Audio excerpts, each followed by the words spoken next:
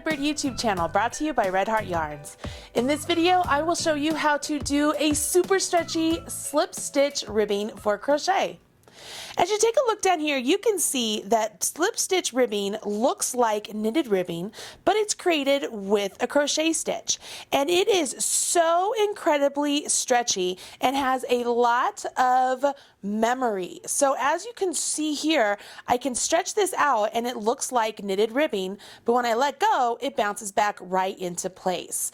Now this is Red Heart with Love, this is Red Heart with Love Metallic, and this is the Red Heart Unforgettable Waves. If you remember, I did a video for the charming slouchy hat with this. So this actual brim is for the charming slouchy hat. And you can see here, just by doing slip stitches through the back loop only, we get a really great stretchy fabric. The fabric that's created by doing the slip stitch ribbing is perfect for brims of hats, cuffs of sweaters, or even the cuff of a mitten or a fingerless mitt. So let's jump in and learn how to do this. For this demonstration, I'm using Red Heart Grande yarn and a P hook, so that way you can easily see what I'm going to do.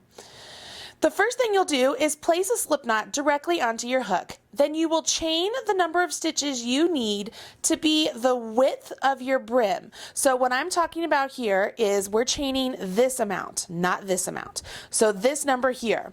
That number could be anywhere from 3, 4, 5 to 500. It's totally up to you. So let's go ahead and chain 6 because that's actually what I did to start off the brim of my hats. 1, 2, 3, 4, 5, 6. So I have one extra, so I'll just rip that last one out. Now, this is where we want to make sure that we are working into the back loop only of these chains. So the back loop is, if I'm looking at these chains as if they're V's, this loop right there is what I want to do. I will skip this first one, go into the next one. So I take my hook, go into the back loop only, yarn over my hook, pull up a loop. When I pull up this loop, I want to make sure that my hook is parallel to my chains.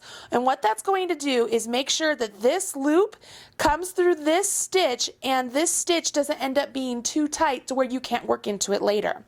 So when I pull that through, I also want to make sure that this stitch is nice and relaxed, not super tight. So then I go into the next chain through the back loop only, yarn over, pull up a loop, make sure I'm parallel, and then pull that loop through the loop on my hook.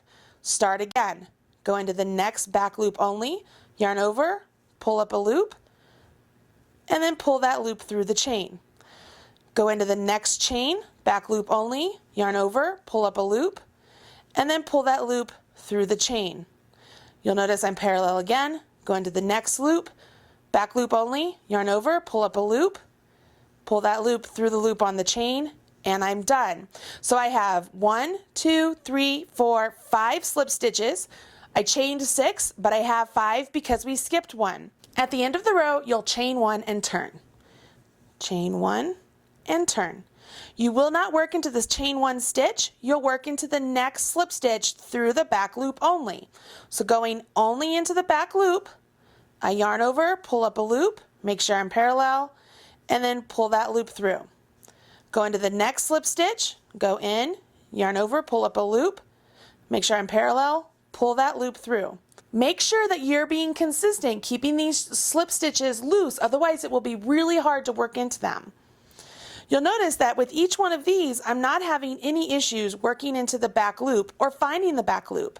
And that's because I was very good about making sure my stitches were not super tight by making sure that my hook is parallel to the work. Don't forget to work into the very last loop here. If you forget it, you will then all of a sudden start to decrease the number of slip stitches you have. Chain 1 and turn. Skip the chain stitch, go into the back loop only, pull up, make sure you're parallel, and pull through. If at this point you have found that you're having a hard time finding the last stitch of your row, it's a good place to use stitch markers.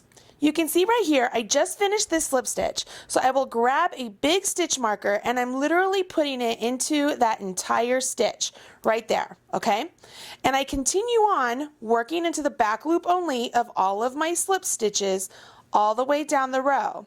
And what this will do is let me know that when I get to that marked stitch, that's actually the last stitch of my row. You can also take the time here and count your stitches. 1, 2, 3, 4, 5. So I've maintained my 5 stitches. I'm at the end of the row. I chain 1, turn, skip the chain 1 stitch, go into the back loop only of the next stitch, yarn over, pull up, and pull through. I can use a second marker at this point, place it directly into that stitch, so I know it's the end of the stitch of that row. Let's work down here to the end of the row so you can see how these stitch markers work.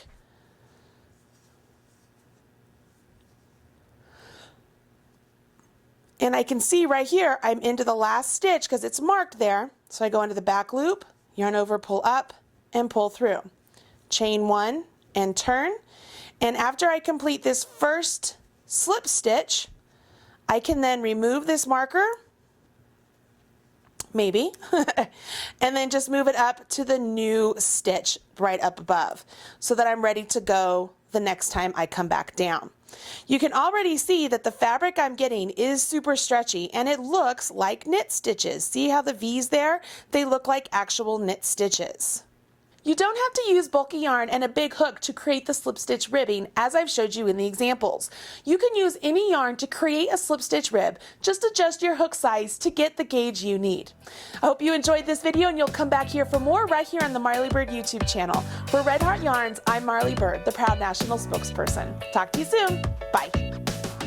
Don't leave yet. I'm sure there's other videos here on the Marley Bird YouTube channel you can watch to learn to become a better crocheter. Check out some of my favorites right there and right there. Catch you later. Don't forget to smash that like button.